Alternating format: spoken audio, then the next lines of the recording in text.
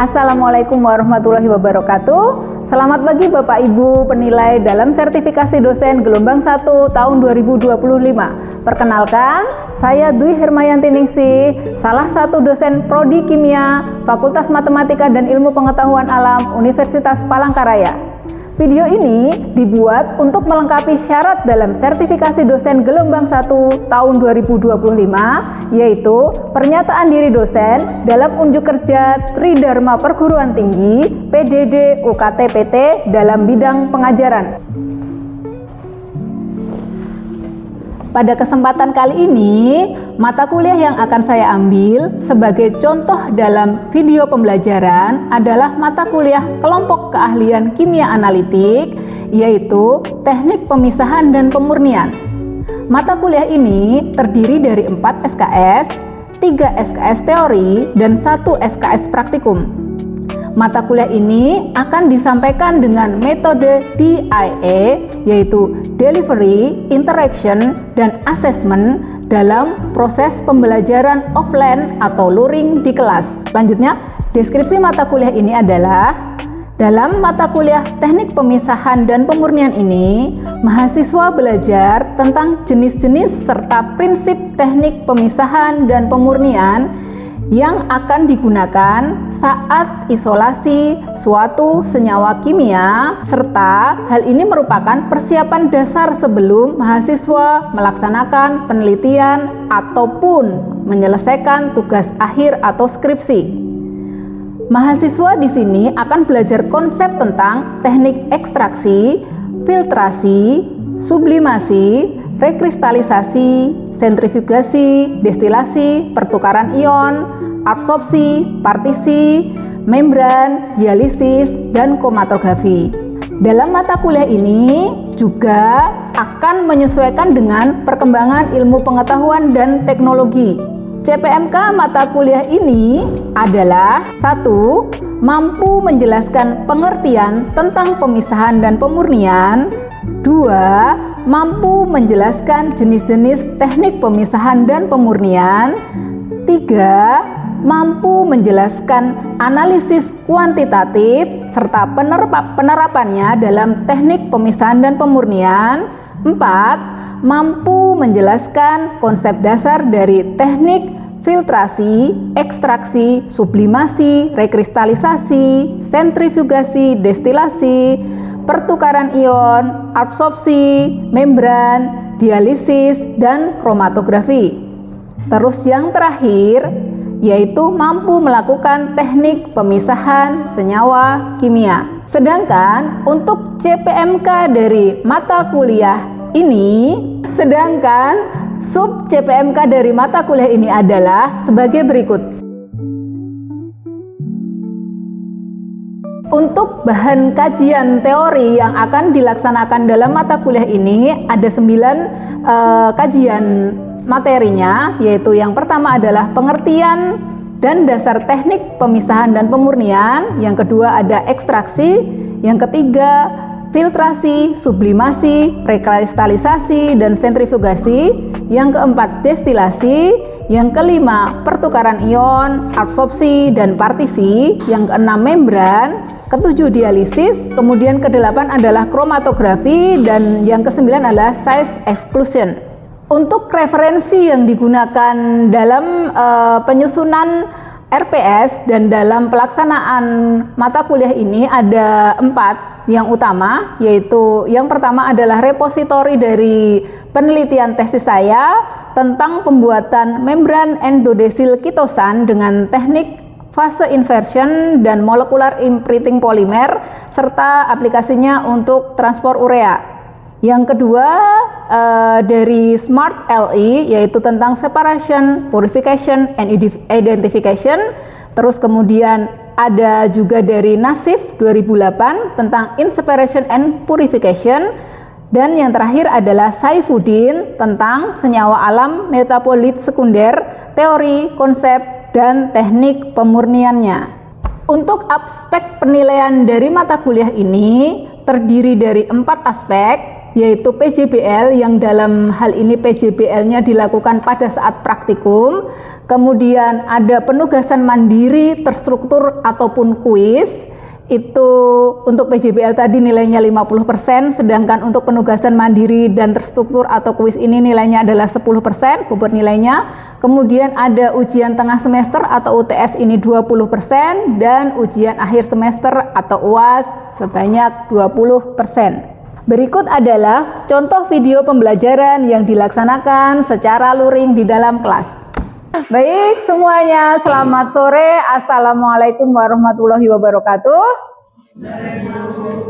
Oke, selamat sore. Jadi ini pertemuan kita yang ketiga ya. Ini jamnya jam sore. Jadi kalian pasti juga sudah capek. Tapi sebelum kita mulai perkuliahan kita seperti biasa, kita awali dulu dengan berdoa. Kita berdoa menurut kepercayaan masing-masing. Berdoa dipersilahkan.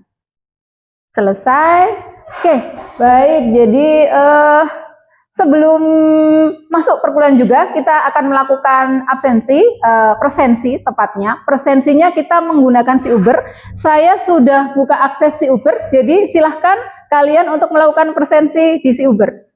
Sudah semua? Oke, sudah.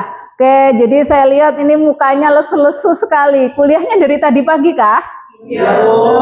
Oke, jadi mari sebelum kita mulai kuliah, karena kalian lesu sekali, nanti saya kuliah kalian tidur. Jadi kita ada ice breaking sebentar. Nah, ice breakingnya ini yang sekarang sedang viral kita ya. Meskipun viral, tapi itu adalah kebudayaan negara kita dan kebudayaan itu sudah mendunia. Nah, maka kita juga mari kita ikut mempromosikan kebudayaan kita.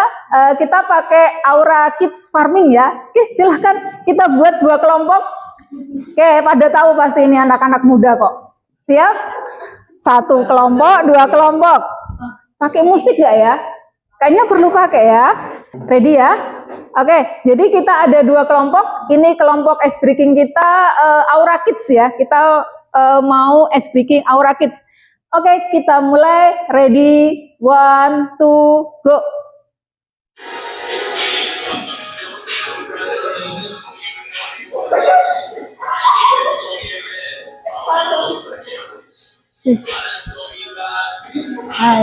Full. Oke, satu kali lagi. Oke, sip. Tepuk tangan. Udah nggak ngantuk lagi ya. Oke, semuanya. Sekarang sudah tidak ngantuk lagi ya. Sudah semangatnya sudah ini ya membara. Oke, sudah membara sekali. Oke, kita akan melaksanakan kuliah kita yaitu teknik pemisahan dan pemurnian. Ini pertemuan ketiga kita. Pertemuan pertama kemarin sudah tentang pengertian dasar teknik dari pemisahan dan pemurnian. Yang pertemuan kedua kita kemarin adalah ekstraksi. Dan nanti pertemuan ketiga kita adalah hari ini adalah pemisahan dan pemurnian senyawa. Ini nanti kita akan menggunakan teknik yang kemarin itu sudah kita pelajari. Ya, jadi sebelumnya kita flashback dulu pertemuan pertama kita kilas balik. Apa itu perbedaan pemisahan dan pemurnian? Ada yang tahu? Abid, silahkan. Pemisahan itu umumnya itu memisahkan berdasarkan senyawa yang lebih sederhana. Ya. Dan pemurnian itu memang kita memurnikan senyawa tersebut dari penguatan-penguatan yang lain. Nah, betul sekali. Jadi kalau pemisahan kita hanya memisahkan 2 atau 3 senyawa atau lebih. Jadi misalnya dalam satu wadah bercampur senyawa A, B, C, D. Dalam pemisahan kita hanya memisahkan supaya A jadi sendiri, B jadi sendiri, C jadi sendiri. Itu hanya memisahkan saja ya. Tetapi apakah senyawa yang hasil kita pisahkan tadi sudah murni? Belum tentu. Belum tentu kan ya? Oke, jadi makanya kita perlu murnikan. Benar kata Abe tadi. Jadi kita hilangkan impuritisnya. Jadi pengotornya yang mungkin masih tertinggal. Jadi misalnya ini adalah senyawa B yang sudah terpisah. Ini mungkin saja terikut sedikit senyawa A di sini. Seperti itu ya. Jadi kita murnikan lagi supaya benar-benar murni menjadi senyawa B. Oke, bisa dipahami sampai sini? Diingat ya, ingat ya, soalnya baru pertemuan pertama kemarin. Oke, setelah itu kita masuk ke pengaplikasiannya. Jadi kita mau memisahkan dan memurnikan 3 senyawa. Di sini ada 3 senyawa, asam benzoat, anilin, dan naftalena. Nah, dari 3 senyawa ini dia mempunyai sifat yang berbeda-beda. Asam benzoat sifatnya, yang tahu? Asam, basa, atau asam? Dari namanya ya, asam benzoat. Jadi dia asam. Terus yang kedua, anilin, asam atau basa? Basa, bener ya. Terus yang ketiga, naftalena, asam atau basa atau netral? Netral. Oke, bagaimana kalian bisa mengetahui dia itu asam atau basa atau netral? Mungkin di mata kuliah kimia organik kalian sudah mempelajari. Kalau senyawa yang bisa melepaskan H+, di sini kan ada gugus COOH. Nah, ini hanya dari COOH itu bisa lepas, berarti dia itu adalah asam. Kemudian kalau anilin ini dia mempunyai pasangan elektron bebas di N sini. Ada 2 pasangan elektron bebas, jadi dia bisa menarik H+, itu makanya dia basa. Sedangkan naftalen itu strukturnya kompak ya. Jadi elektronnya itu beredarnya itu berputar aja di daerah situ, jadi dia cenderung netral. Jadi dia netral ya. Seperti itu. Jadi ada 3 senyawa yang mau kita pisahkan. Nah, contohnya seperti ini. Jadi ini ada asam benzoat. Asam benzoat itu dia bentuknya adalah padatan. Terus naftalen itu juga padatan. Terus yang anilin ini dia merupakan cairan. Sebelum kita masuk ke situ, ada yang tahu contoh asam benzoat dalam kehidupan sehari-hari itu digunakan untuk apa? Benzoat? Ya, betul. Pengawet makanan atau minuman. Biasanya pengawet makanan atau minuman itu bisa pakai asam benzoat, bisa pakai natrium benzoat. Oke ya. Yang kedua itu adalah anilin. Ada yang tahu anilin? Tambahan untuk perasa ya bisa. Dan kalau kalian nanti masuk di dunia industri farmasi, anilin ini merupakan bahan baku pembuatan paracetamol. Pasti kalian sudah kenal ya dengan paracetamol secara umum. Seperti itu. Nah, kalau yang ketiga, naftalena, contohnya apa kira-kira? Kapur barus. Oke, kapur barus ya. Kalian di rumah juga pasti sudah menggunakan kapur barus ya, sering gunakan kapur barus di lemari untuk menghilangkan rengat-rengat. Jadi kayak gitu supaya kalau kita tinggal lama kita tidak pakai lama, pakaian kita itu tidak rusak oleh rengat-rengat. Jadi ini adalah senyawa-senyawa yang sangat berhubungan erat dalam kehidupan sehari-hari kita. Makanan, minuman yang berpengawet itu sering kita konsumsi, misalnya Cola, Sprite, Fanta, itu kan pasti ada pengawetnya karena dia bisa bertahan lama. Anilin juga sebagai bahan baku paracetamol, kita pasti semua pernah mengkonsumsinya ya. Seperti itu. Terus naftalen juga banyak dipakai di rumah tangga. Itu. Jadi ini sebenarnya adalah bahan-bahan yang sering ditemukan di dalam kehidupan sehari-hari. Jadi bahan ini itu kalau misalnya ini dicampur itu bisa menjadi satu larutan. Larutannya bening seperti ini ya. Ini campuran dari beberapa bahan. Seperti ini, dari ini. Ini biasanya dilarutkan dalam ether. Nah, di sini kita akan mempelajari bagaimana cara memisahkannya kembali supaya dia menjadi naftalena sendiri, anilin sendiri, asam benzoat sendiri. Nah, ini kita lakukan dengan cara ekstraksi. Kemarin kita sudah belajar juga ekstraksi di pertemuan kedua kita. Nah, apa itu ekstraksi? Nih ya, kita ingat kembali. Ekstraksi adalah teknik pemisahan yang digunakan untuk memisahkan suatu komponen dari campurannya. Ya, jadi biasanya kita ekstraksi paling sering menggunakan apa? Yang digini-gini? Ya, betul, corong pisah. Jadi, corong pisah itu adalah peralatan ekstraksi yang paling sering kita gunakan. Ya, seperti ini nanti. Nah, seperti ini. Jadi, ketika kita nanti mengekstraksi 3 senyawa yang sudah bercampur tadi, mau memisahkannya menjadi 3 senyawa sendiri-sendiri, terus kemudian memurnikannya, kita menggunakan bantuan corong pisah. Tuh. setelah nanti kita ekstraksi, dia itu setelah kita kocok-kocok gini akan membentuk dua fase.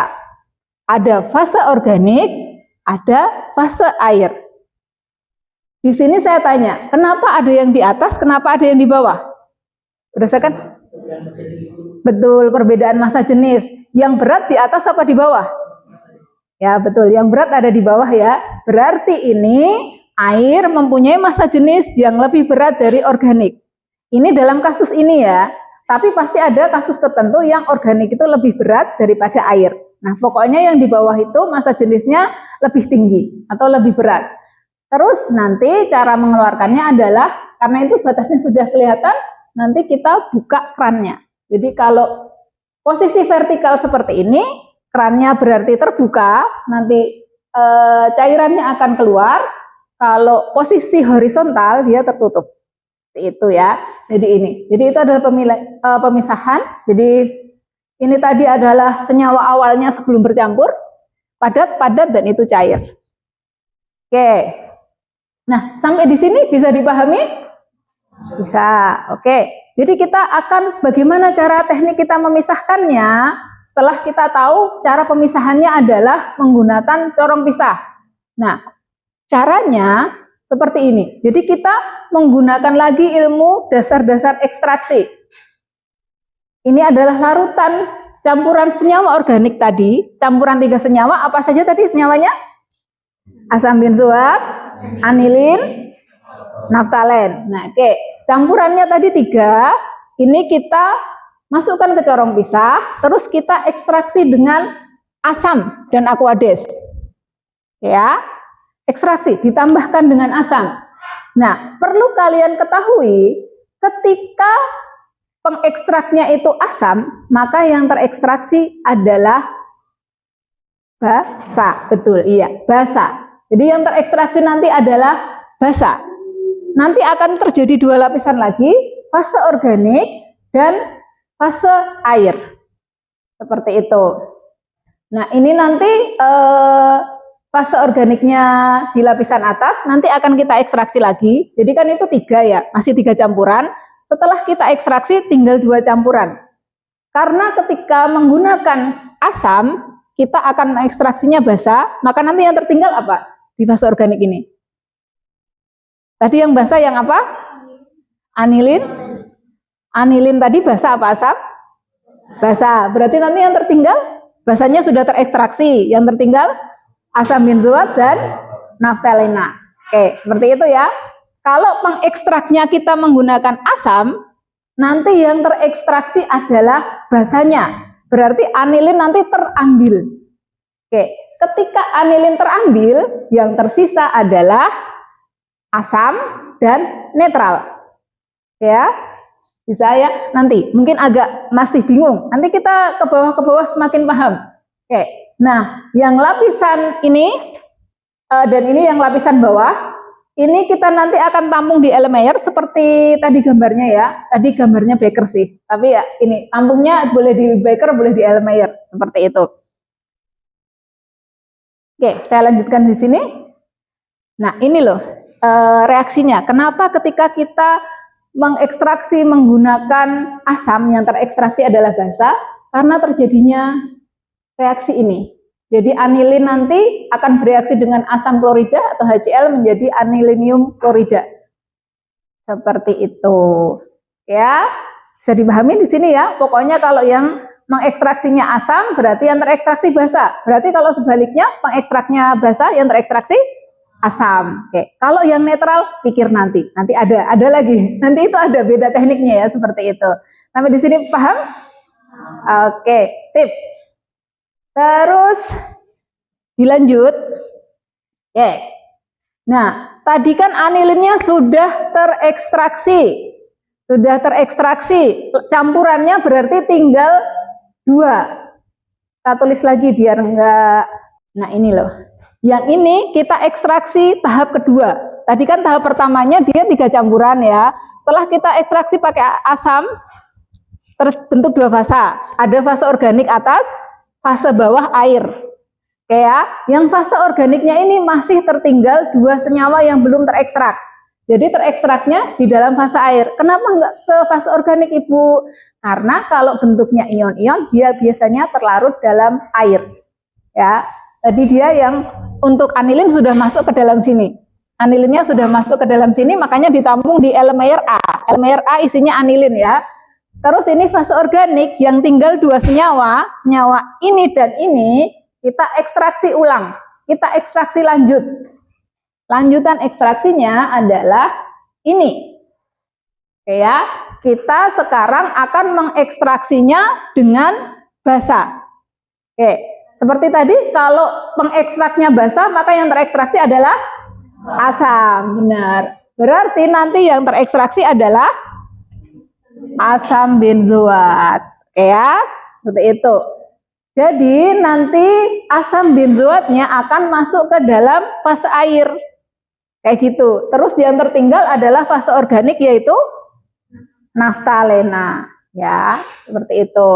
Nah, ini nanti yang fase air kedua kita masukkan ke L-layer B. L-layer B berarti isinya adalah asam benzoat. Itu tadi baru kita pisahkan. Jadi belum tentu murni ya, belum tentu murni. Seperti itu. Kemudian, nah ini adalah reaksinya asam benzoat terekstraksi oleh basa. Jadi asam benzoat ditambah basa itu akan menjadi natrium benzoat. Jadi dia terlarut dalam air. Dari sini, ini diekstrak dengan asam, ini diekstrak dengan basa. Tadi sisanya berarti naftalen. Oke, naftalena ini diekstrak dengan apa? Ada yang tahu? Cara ekstraksinya apakah dengan asam atau basa? Karena dia sifatnya apa tadi? Ya, betul, netral. Bagaimana caranya? Ada yang tahu?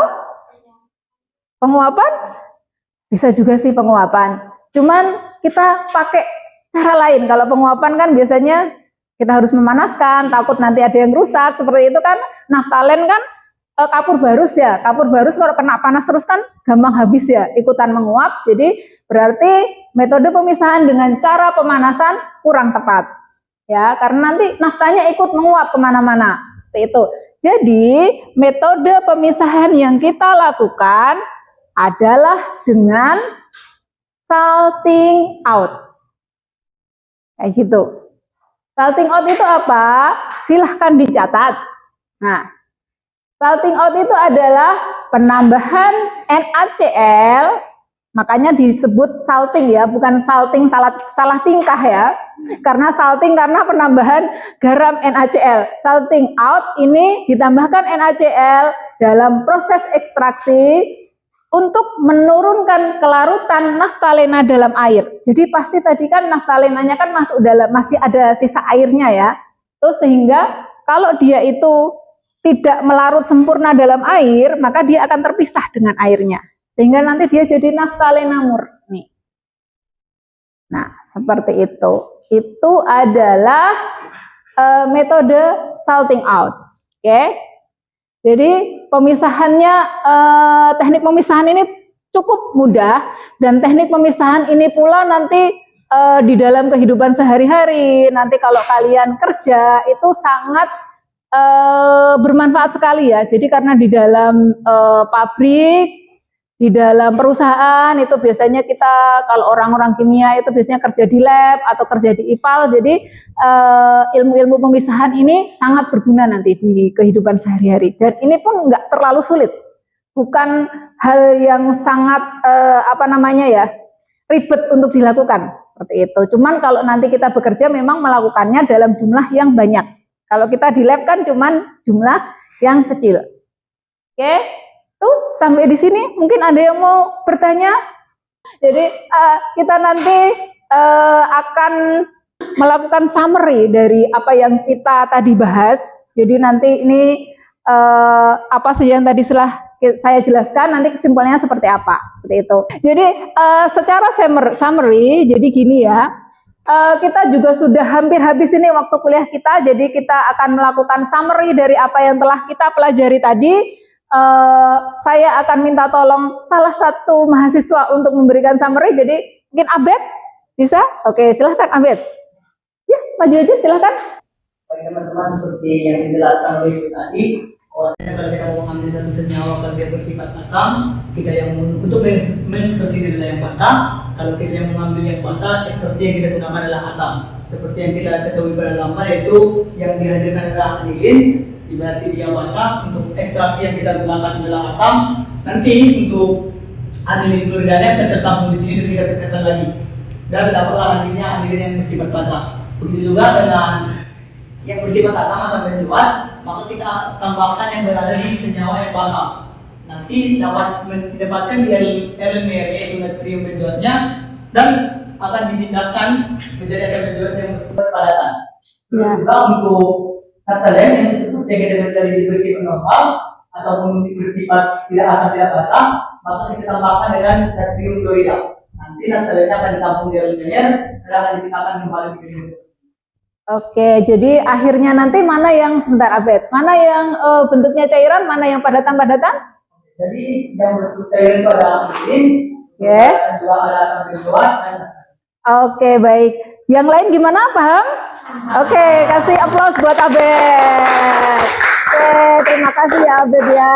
Jadi seperti itu tadi. Jadi kita nanti ini adalah pemisahan, teknik pemisahan sampai di akhirnya murni kembali. Seperti itu dengan menggunakan cara ekstraksi dan terakhir tadi salting out ya.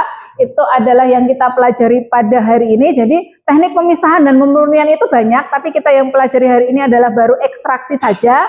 Nanti selanjutnya kalian akan belajar yang lain-lain seperti dialisis, terus pemisahan menggunakan membran dan lain-lain sebagainya.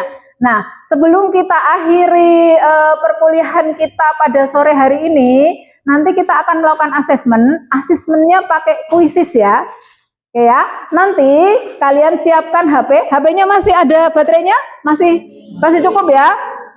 Oke, jadi nanti saya akan memberikan link kuisis. Oke, kita mulai. Jadi ini adalah link kuisisnya, ini kodenya. Kalian bisa join menggunakan kode maupun barcode ya. Silahkan join. Oke, semua HP-nya ready ya. Ready, join. Saya hitung. 1, 2, 3, go. Oke, sore ini kita asesmennya sudah selesai ya. Nilainya bagus-bagus, alhamdulillah. Berarti paham semua dengan materi pada sore hari ini. Meskipun sambil ngantuk-ngantuk ternyata nilainya bagus. Oke, kuliah kita pada sore hari ini sudah selesai. Kita tadi sudah belajar tentang pemisahan dan pemurnian senyawa organik. Semoga materi yang kita pelajari pada sore hari ini bermanfaat bagi kalian, baik secara ilmu pengetahuan maupun secara nanti kalian bisa mengaplikasikannya dalam kehidupan. Dan kita akhiri dulu pertemuan sore kita hari ini dengan berdoa juga. Kita nanti berdoa juga sambil berdoa ini ya sebelum pulang. Jadi supaya selamat sampai tujuan, sampai rumah masing-masing, berdoa dipersilahkan. Berdoa selesai. Terima kasih semuanya atas kehadirannya pada sore hari ini. Hati-hati pulang di jalan ya, jangan ngebut-ngebut. Dan selamat sore. Wassalamualaikum warahmatullahi wabarakatuh. Demikian video pembelajaran yang saya buat. Terima kasih atas perhatiannya dan telah menyaksikan video ini. Bye-bye.